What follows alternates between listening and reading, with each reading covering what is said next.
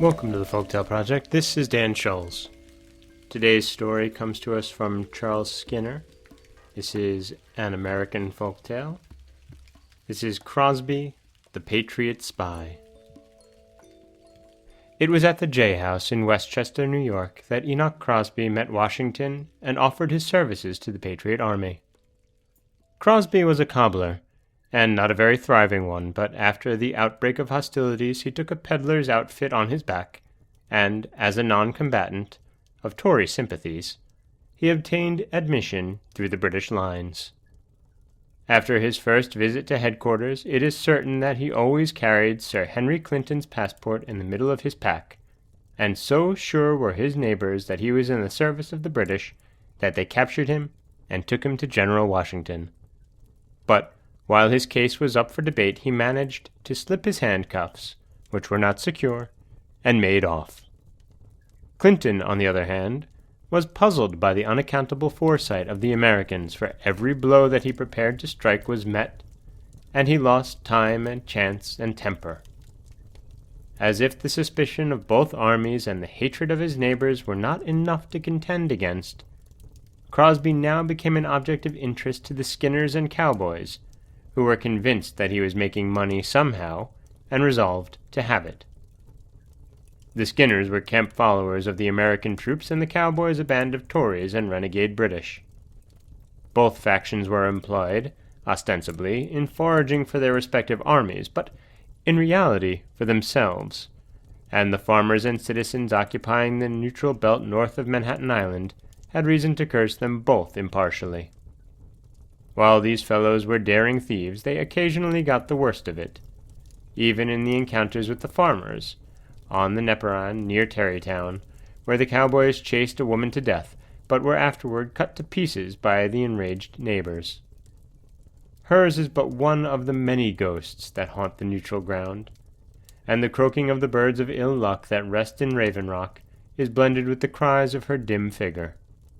Still, graceless as these fellows were, they affected a loyalty to their respective sides, and were usually willing to fight each other when they met, especially for the plunder that was to be got by fighting.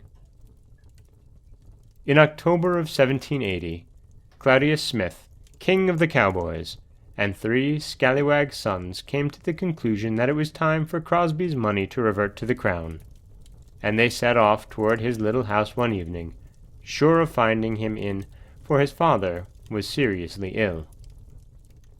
The Smiths arrived there to find that the Skinners had preceded them on the same errand, and they recognized through the windows, in the leader of the band, a noted brigand on whose head a price was laid. He was searching every crack and cranny of the room, while Crosby, stripped to shirt and trousers, stood before the empty fireplace and begged for that night to be left alone with his dying father. "To hell with the old man," roared the Skinner. "Give up your gold or we'll put you to the torture." And he significantly whirled the end of a rope that he carried about his waist. At that moment the faint voice of the old man was heard calling from another room.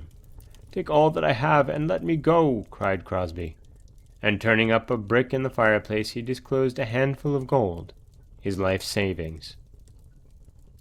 The leader still tried to oppose his exit, but Crosby flung him to the ground and rushed away to his father, while the brigand, deeming it well to delay rising, dug his fingers into the hollow and began to extract the sovereigns. At that instant 4 muskets were discharged from without. There was a crash of glass, a yell of pain, and 4 of the Skinners rolled bleeding on the floor. 2 others ran into the darkness and escaped. Their leader, trying to follow, was met at the threshold by the Smiths, who clutched the gold out of his hand and pinioned his elbows in a twinkling. "I thought you'd like to know who's got ye," said the old Smith, peering into the face of the astonished and crestfallen robber. "For I've told you many a time to keep out of my way, and now you've got to swing for getting into it."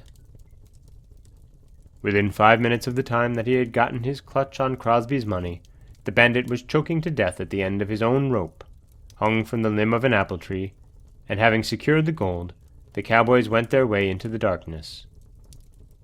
Crosby soon made his appearance in the ranks of the Continentals, and, though they looked askant at him for a time, they soon discovered the truth and hailed him as a hero.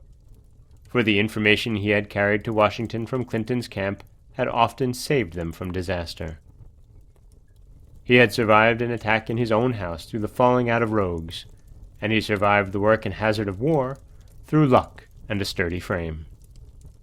Congress afterwards gave him a sum of money larger than had been taken from him, for his chief had commended him in these lines, "Circumstance of political importance, which involved the lives and fortunes of many, have hitherto kept secret what this paper now reveals." Enoch Crosby has for years been a faithful and unrequited servant of his country. Though man does not, God may reward him for his conduct. George Washington. Associated with Crosby in his work of getting information from the enemy was a man named Ganos, who kept an inn on the neutral ground that was often raided. Being assailed by cowboys once, Ganos, with his tenant and stable boys, fired at the bandits together, just as the latter had forced his front door. Then stepping quickly forward, he slashed off the head of the leader with a cutlass.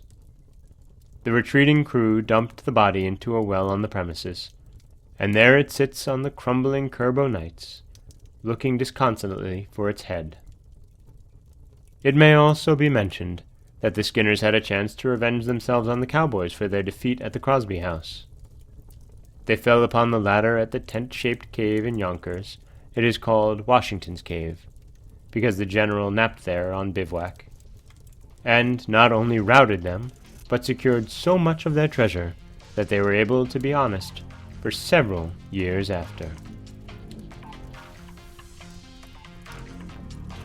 And that is the American folktale of Crosby the Patriot Spy. This is Dan Scholes for the Folktale Project. Don't forget that you can subscribe to the podcast on iTunes, SoundCloud, Stitcher, Google Play, anywhere that you like to get your podcasts. You can also follow us on Twitter at Folktale Project. You can find us on Auto Radio and TuneIn Radio. And you can always head over to folktaleproject.com, where you'll find a new story waiting for you every weekday morning. Thanks for listening.